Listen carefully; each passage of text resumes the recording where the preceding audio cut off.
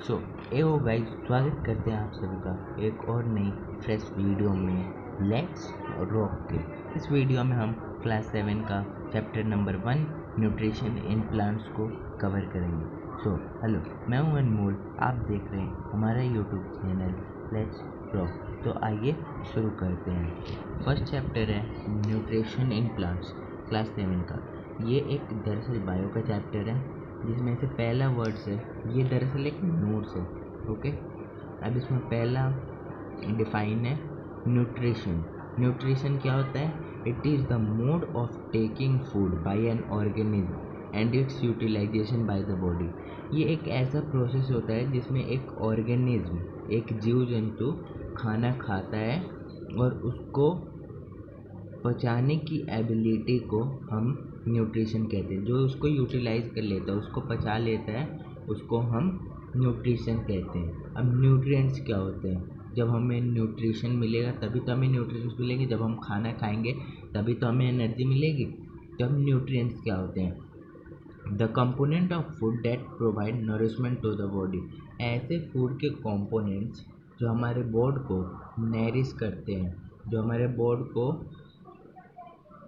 Body को कुछ vitamins, proteins provide करते हैं, नरिशमेंट प्रोवाइड करते हैं, ग्रोथ में हेल्प करते हैं, उसे हम न्यूट्रिएंट्स कहते हैं।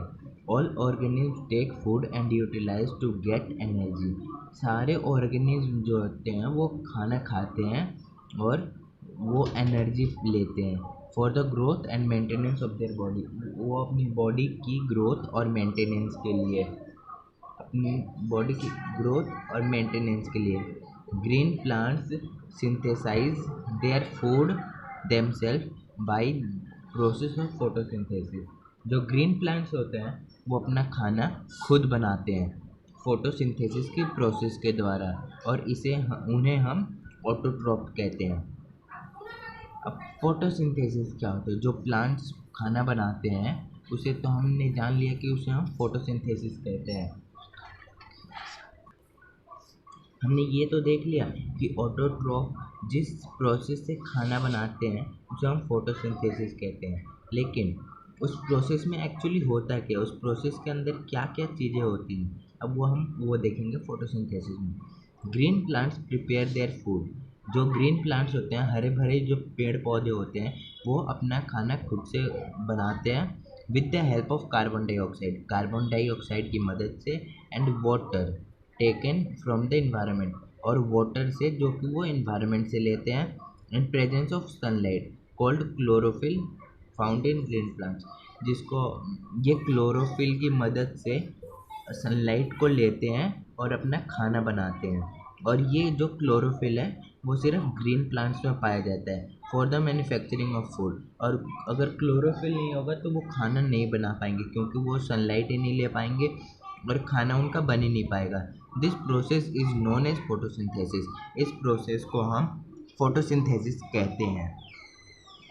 अब अगला पॉइंट है हमारा, plants use simple chemical substance like carbon dioxide, water and minerals for synthesis of food.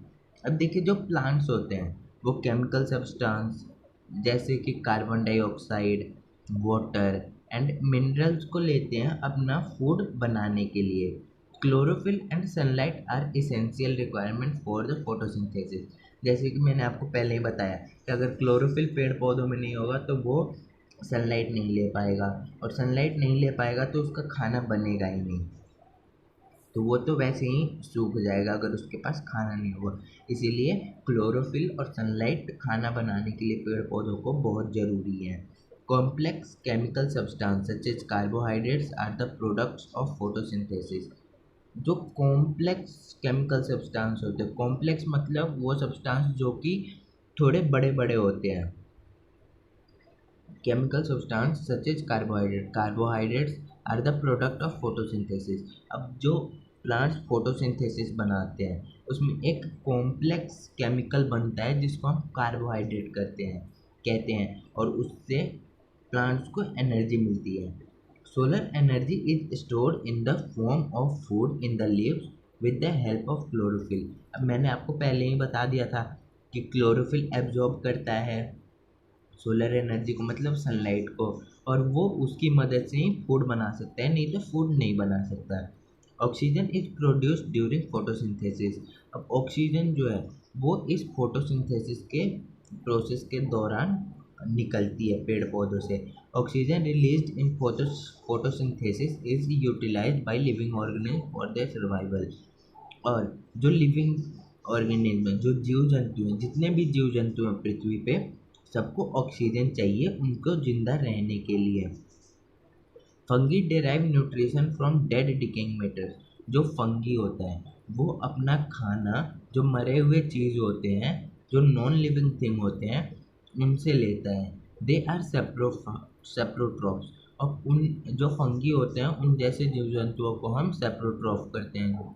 ऐसे जीव जंतु जो कि खाना लें मरे हुए चीज़ों को या फिर नॉन लिविंग थिंग से, उन्हें हम सेप्रोट्रॉप्स कहते हैं।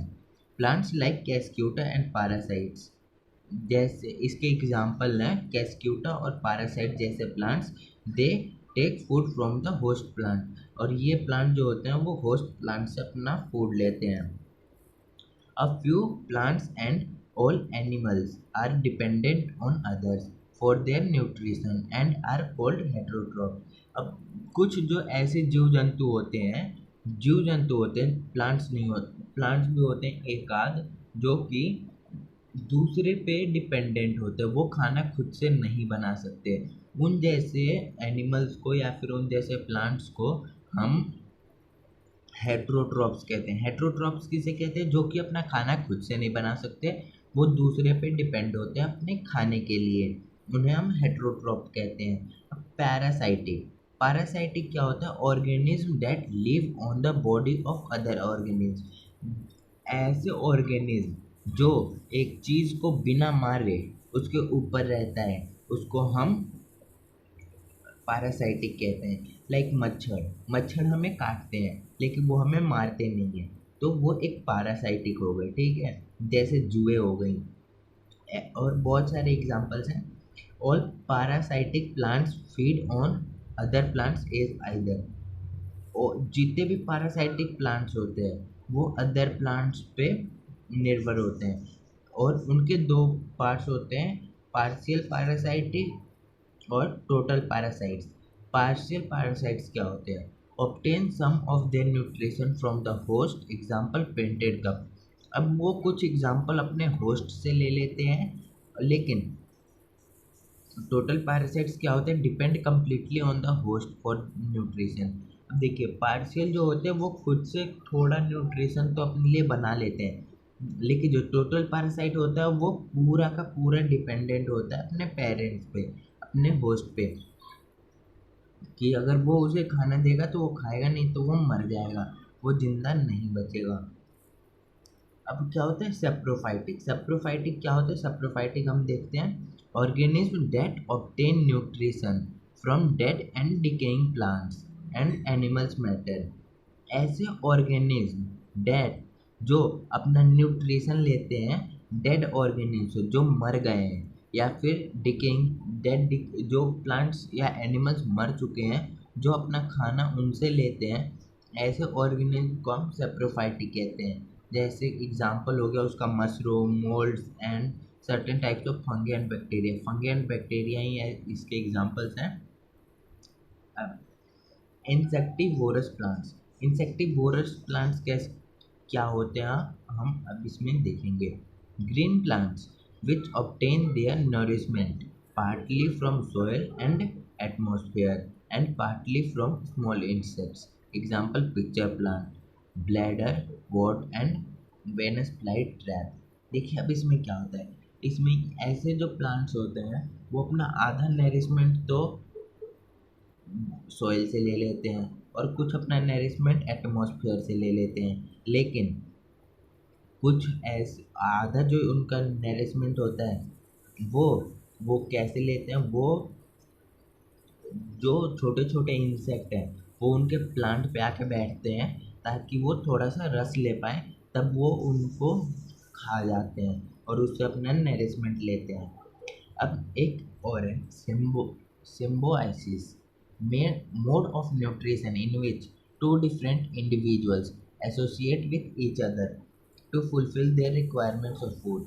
अब इसमें क्या होता है, दो ऐसे दो अलग अलग इंडिविजुअल्स, दो अलग अलग व्यक्ति, एक जो कि टोटली डिपेंडेंट होते हैं एक दूसरे पे फूड के लिए, अपने खाने के लिए या फिर अपनी जो भी ज़रूरतें होती हैं उनके लिए, उन्हें हम कहते हैं सिम्बायोसिस। एग्जाम्पल्स हो गए, lichens found on the tree trunks is associated between alga and fungus. जो लिचेंस पाए जाते हैं ट्री के ट्रंक्स पे, जो कि ट्री का सबसे ऊपर वाला भाग होता है या फिर जो खोखला भाग होता है उस पे, वो एल्गा और फ्यूगस पे डिपेंड होते हैं। अगर वो ना हो तो वो जिंदा ही नहीं बचेंगे। Alga obtains water from fungus. Alga जो होता है वो अपना खाना फंगस से लेता है, and it returns obtain food from alga. और जो फंगस होता है वो अपना खाना एल्गा से लेता है। एल्गा जो होता है वो पानी लेता है फंगस से, और फंगस जो होता है वो अपना खाना लेता है एल्गा से। तो ये बस इतना था। अगर आपने अभी तक हमारे चैनल को सब्सक्राइब नहीं किया तो हमारे चैनल को सब्सक्राइब करिए, वीडियो को लाइक करिए। और हाँ, हमारे 1000 सब्सक्राइबर पूरे होते ही हम एक गिव अवे रखेंगे टी शर्ट्स का। हमारे 10 टी शर्ट के हम अपने सब्सक्राइबर को देंगे। तो इसलिए वीडियो को लाइक करें और एक प्यारा सा कमेंट कर दें अगर आप गिव अवे जीतना चाहते हैं तो। Thank you for watching.